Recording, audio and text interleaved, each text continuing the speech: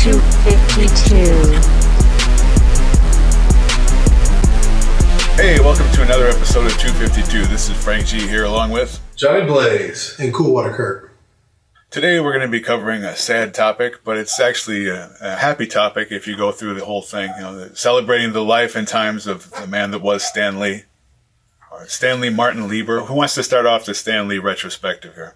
Well, I would say that for me, I wanted to say originally my first, of course, introduction into Stan Lee through the world of Marvel Comics was Spider-Man, where he was the narrator of Spider-Man, and it was the whole Nuff Said. I didn't know who he was at that time. You know, his voice was very distinctive, and as a child, I just remember, oh, hey, true believers, this is Stan Lee. But I didn't know who Stan Lee actually was until later on in life, and I would say it was around.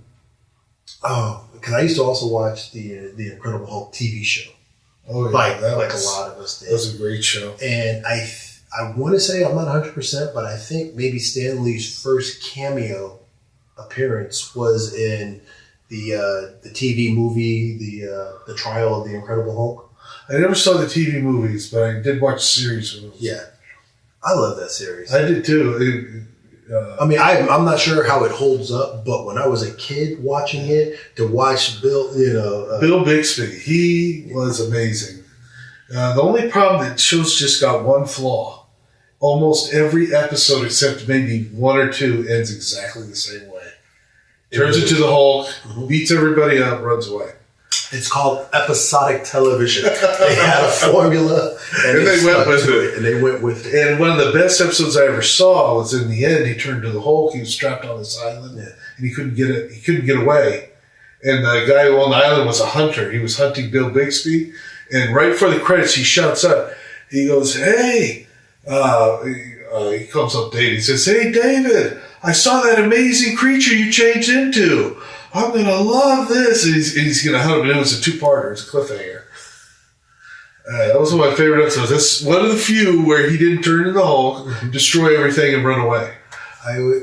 Going back real quick to Stan Lee, between that and I want to say there was always that caricature of Stan Lee in the comic books, the really exaggerated look that he had.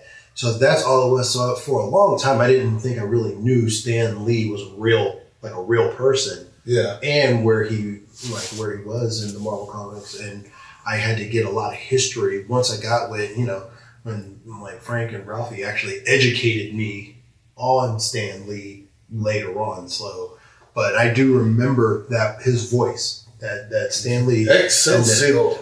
For me, it was like, hey, true believers, and Nuff Said. Because that's when you would read in the back of the comic books, and then they would have the things, and he would always have that character of him saying, "Nuff said," like that's it, we're done.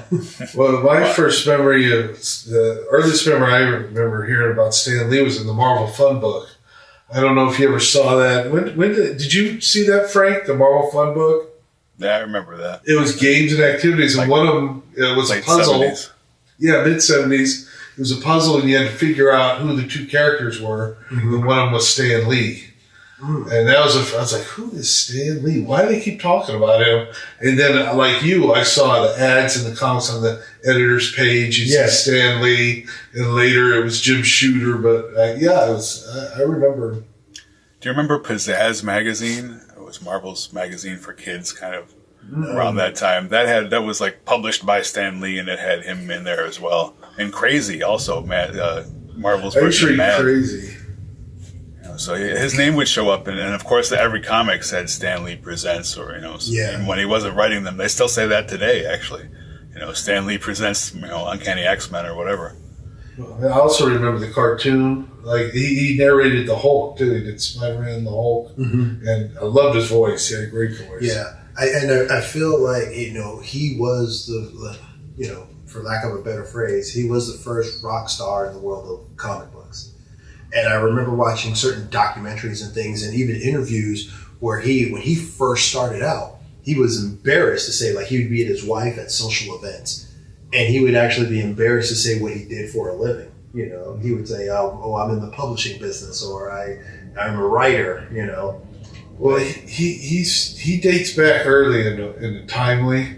Yes. But I don't know if he's the first rock star, because I would say, if you ask me that question, we were talking about Stan Lee, Bob Kane. He used to do a lot of publicity tours, and even though we now know Bill Finger had a great deal more to do with Batman than Bob Kane did, at that time nobody knew that, and he would make appearances on TV and whatnot, and I don't know, it'd be hard to say if Stan Lee was the first rock star or Bob Kane. Yeah, well, I would say... Stan was the first with a stage name, we could put it that way. You know, Yeah. The reason he was Stan Lee in the first place was because he was embarrassed to be writing comics, as you were saying. Yeah. You know, so he wanted to save his real name in case he got to write real books. But, 80 years later, here we are. Here we are. But then again, also there was that run throughout the 60s and 70s where he was the face of Marvel Comics, and he was everywhere. He was on the posters and stuff like that. So, and I really don't have a memory of Bob Kane. Not to say that he wasn't. That was just before our time. Yeah, but I'm saying, even when Stan Lee was doing his thing, it was really before my time. I mean, I was probably alive during some of it, but I was a small I was child. definitely buying comics then, and I remember seeing like Stan Lee was almost like the Hugh Hefner of Marvel Comics in the Exactly, mid-70s. that's what I'm saying. It's like he was in. It's funny that you say that, because in Iron Man, when Tony Stark was walking up and he was like, "Hey, how you doing, Hef?" and he turns around and it's Stan Lee in a smoking jacket. Yeah. I thought that was a sweet nod, but my actual love of comics didn't come until the mid to late 80s. You know. But the cartoons and stuff, you were a superhero fan. I was a superhero fan of the cartoons, but I wasn't a reader. I didn't get into the funny books until later on in my older. Oh yeah, that makes a difference. See, I learned how to read by digging through comics first, and then I said, "Well, give me the books. These comics are too simple." Yeah. Well, I learned to read through the Electric Company mostly. Yeah. And the only reason why I tuned in was because the Spidey Super Stories would appear every now and then. Yeah. That was the only live-action Spider-Man back then. Yeah. And I think I told you, my dad worked on the Electric Company. Yeah. That's how he became really good friends with Morgan Freeman, even to this day. Comic books taught us to read, folks. Mm-hmm. But I used to read comics for as long as I can remember, but I didn't read Marvel comics or DC. Yeah. I read Hot Stuff, The Little Devil, Richie Rich, Archie and Jughead, things like that. Well, I was almost 100% Marvel. And I was that kid who sat on the stoop on the porch right in front of, like right outside my front door, back against the wall with a stack of books. And I remember when Ralphie would come over, because Ralphie would be like, "Hey man, don't you take care of your..." Because I was never a collector. I never collected comic books. I enjoyed comic books. I got them, I read them, I would read them once, I'd read them again, I would put them down and I would copy pictures. I mean, and that's how I really started drawing, was I would just stare and stare and stare at these images, and I would draw them the best I could, looking at them, drawing, looking, basically copying, verbatim what I saw. And then after a while, I just started freehanding and was able to draw. I still always referred to comics sometimes when it came to certain positioning, like body positioning. And I'm talking about later on when I started really drawing comics and stuff like that, and comic characters. Especially when I wanted to really sell my ideas to Marvel, and they were like, "Yeah, we don't take anything off. You have to do our stuff."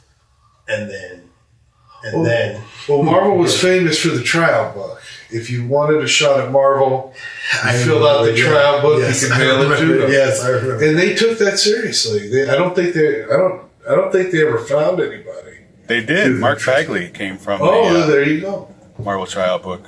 But they did allow you to submit. I tell you, I remember my first exposure to an actual comic book was a story record. It had the whole comic reprinted.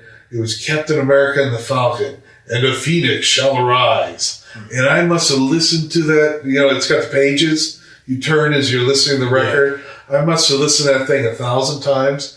And, I was living in Vegas a few years ago, And I walked to a comic shop, and there it is on the wall. I said, I will take that comic right there.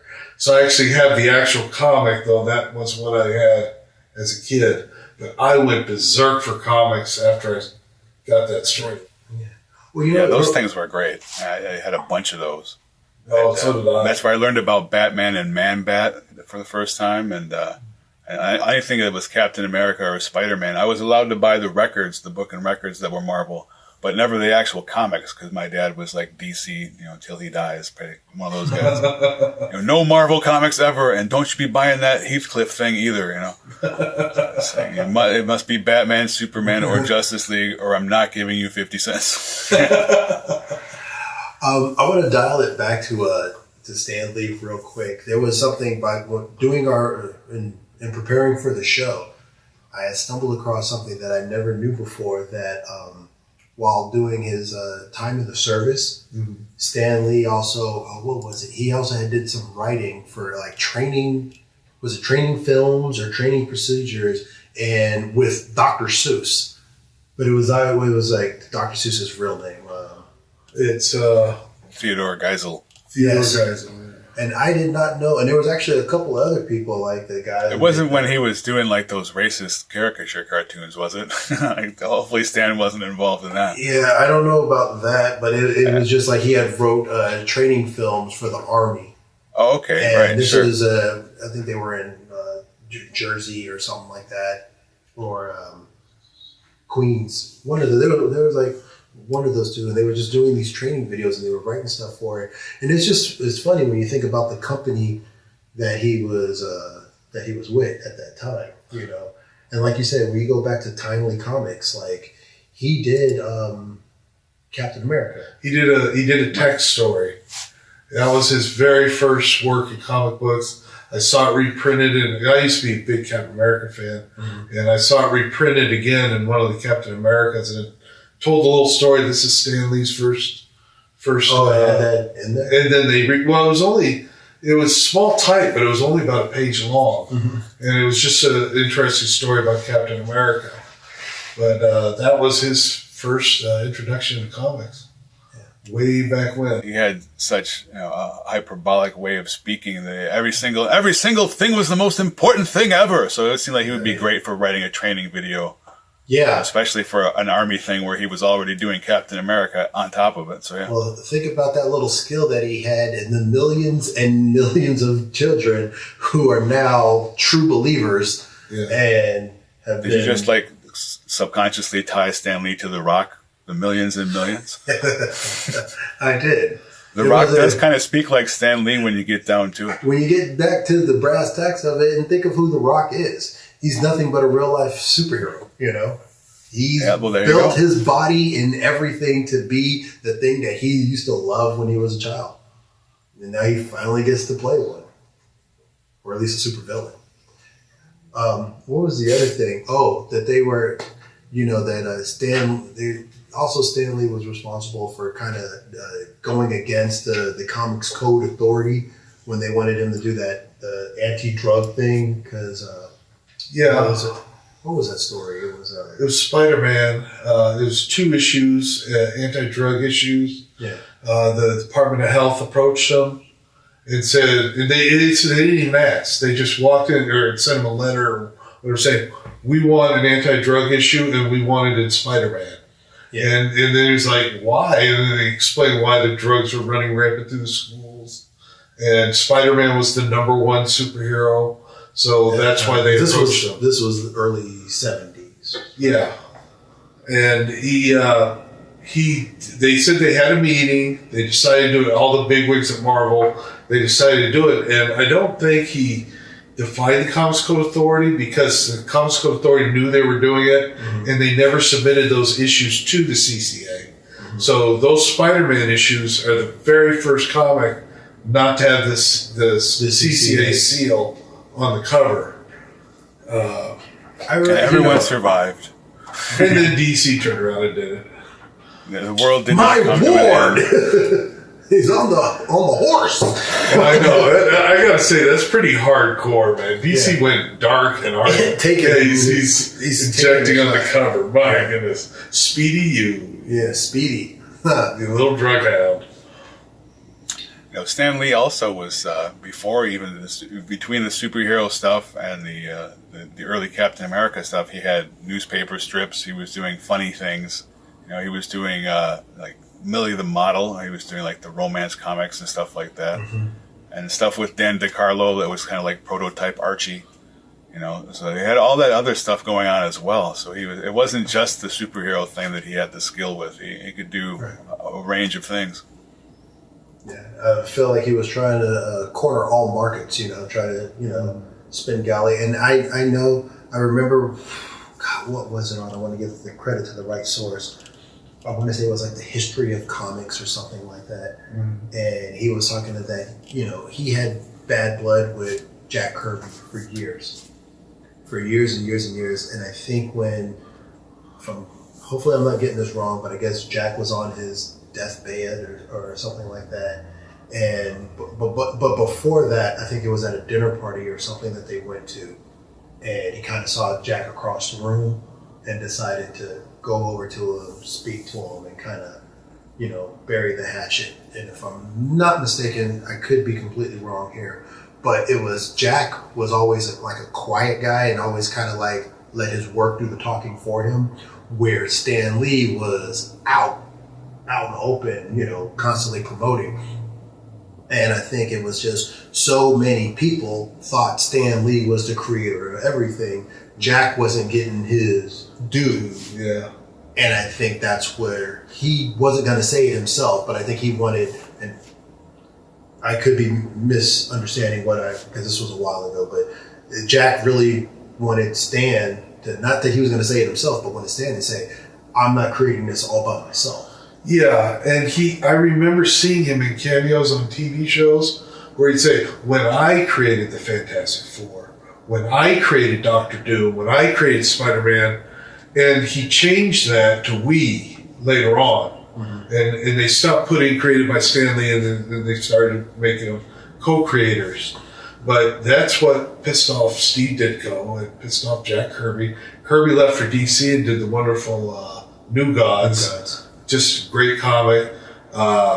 Steve Ditko switched over to Doctor Strange, and then he felt Stan Lee turned around and took credit for Doctor Strange, and he just quit Marvel. And interestingly enough, when Steve Ditko was working on Spider-Man, he couldn't come up with a costume that didn't look creepy. So he asked Jack Kirby, and it was Jack Kirby who designed the red and blue costume for him. Because Kirby was just the costume king. And I just feel that the success of a comic, 90% of it is the costume and the villain. I think 90% of it. I would go with that, but the longevity definitely has to Longevity's got to go to the story. With the story. Yeah. But you got to look good. You got to be interesting for anybody to even want to do it in the first place. No, I definitely get that. And I think his input varied. I think he had heavy input at times, light input, because the one time I told you I went to Comic-Con, there was John Romita Sr. and Jr., and someone asked the question in the audience. They said, what was Stan Lee's contribution to Spider-Man? And John Romita told the story. He said, I came into work one day. He said, first of all, he rarely ever spoke to Stan Lee. The guy never talked to him. He showed up at his desk, and he saw a little note pinned to it that said, the Rhino. He said, I sat down, I created the Rhino, the costume, the background story, and that's how we have the Rhino. And you want to know what Stan Lee's contribution was? That little sticky note that said the Rhino. I said, I never talked to the man about it. He said, I rarely spoke to him. And John Romita was another one who, though he stayed with Marvel, he did quit drawing comics. He says he retired, but he just sensed when he was talking there was bad blood there. I feel like in that, I don't want to liken him to this person, but in a sense, sometimes when you hear a lot of those stories, there's that Vincent K. McMahon, you see Vince McMahon and the stories that you heard about him over the years because look, we all liked wrestling. We all loved WWF back in the day. My kids still watch WWE now. I mean, if you're in the business, that's the business that you're in. You're in business with him. But there were roads. Now, all of his competitors at one point worked with him, didn't work with him, worked with him again. But when you are the guy on top, you know, everybody's going to have their own perspectives and their own views working with you. Yeah. You know, they were putting out a lot of books. They were putting out a lot of quality, and you know, during those times, I mean, we've already talked about before that big shakeup when all the hot young artists all left and got together. You know, and they were walking around going from, you know, studio to studio, you know, or publishing house to publishing house. Say, hey, we're having a meeting with you. No, you don't want to do it. We're out of here. You know. Yeah. Well, there's been a huge difference, a huge shift in the way that books are produced too, though. I mean, now people, they get the full script and a plot, and sometimes even little storyboards penciled out and whatever. You know, and the artists go out and try to reproduce as closely as they can, like they're making a movie. But back when Stan Lee was doing that stuff, it was, like you say, the Rhino, you know, and then he'd design it, and then he'd take the stuff, see what they drew, and write the words that fit the story that matched what they had already done the art for. So it was like an inverted way of doing it.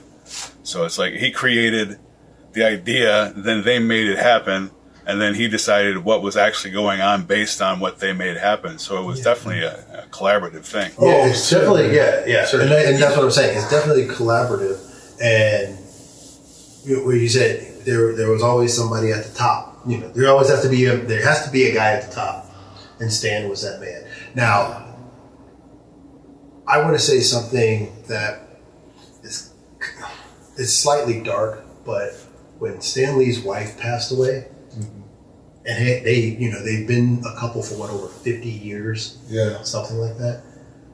And when she passed away, you almost knew Stan was on borrowed time. That's when we first started hearing about a little bit of elder abuse and something with his daughter, and then there was another handler who might be stealing his money. All these other stories started coming out. Even there was one terrible story where they said Stan Lee was doing something with the nurses, like touching on them inappropriately and stuff like that.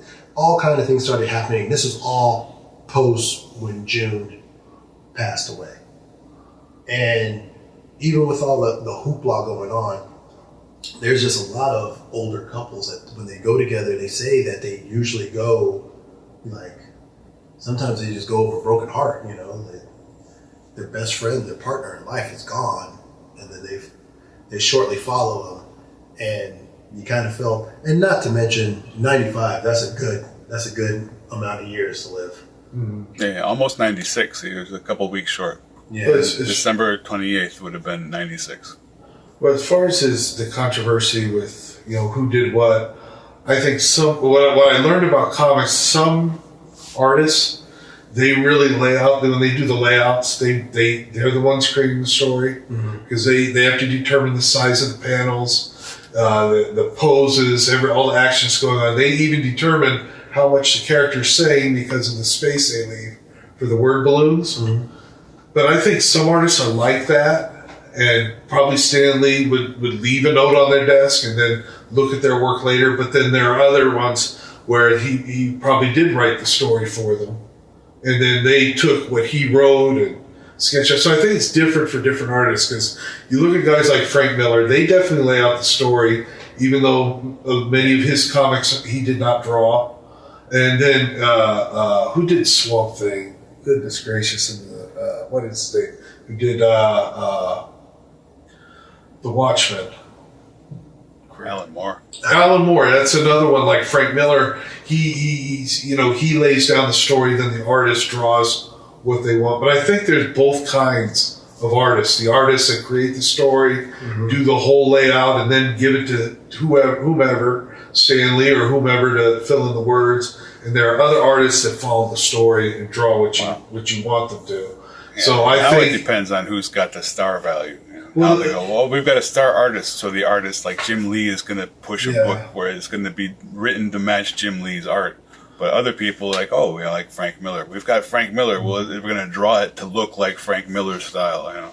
Well, you know, I just want to say that given that there are different kinds of artists at different levels of contribution, and hearing the controversy and hearing what the artist said, what Stan Lee said, I'm sure it's true to some degree with those type of artists who like to lay out everything, and it's false to some degree for those artists who rely on the story. Well, of course. I mean, and then you could just kind of package that whole thing by, there's several sides to every story. Yeah, There's what he says, there's what he says, and then there's the truth. yeah, And that's why there's 3 or 4 guys that are angry out of 50 or 60 to pull from. Yeah. Those were the ones that it affected the most, where they probably contributed more than some of the others who were matching more to what was given to them. yeah. And plus, you look at the sheer number of comics he was writing at that time. There's no way he had 100% his mark on every single comic. But like I said, it was a long time ago when he used to say, "I created," And then he changed his and we created. Because, correct me if I'm wrong, but Stan didn't really hit it until after his 40s. Yeah, oh yeah. Well, he went to work for Timely when he was a young man. I mean, yeah, because he was Marvel wasn't even there. He was just a working writer. He wrote the obituaries. He wrote little things, and what are those things called? Like the little blurbs in the paper, like just little. He wrote the sides or the trades or something like that. He just was working. He was a working guy, and then he would get into whatever he can write. He was writing. Yeah. And then when he can get in comics was his, the bread and butter, so to speak. But like that goes back to what we were saying. He was even embarrassed about like saying it, why he went by the name Stan Lee. Everybody was. I mean, just like the creator of Wonder Woman, Charles Moulton Marsden. Yeah. He was a teacher, right? William Moulton Marsden. He called himself Charles Marsden. Charles Moulton. He was a psychologist. He's the guy who took he didn't invent the polygraph. He took the polygraph and changed it into a lie detector test. Mm-hmm. And he would put his name on there when he created Wonder Woman. That's one of the biggest characters from the Golden Age. So with that, we've pretty much covered most of his life and times. Anyone have any final words to say on Stan? Excelsior. That's hard to top that. Enough said. Enough said. And I will always be a true believer. 252.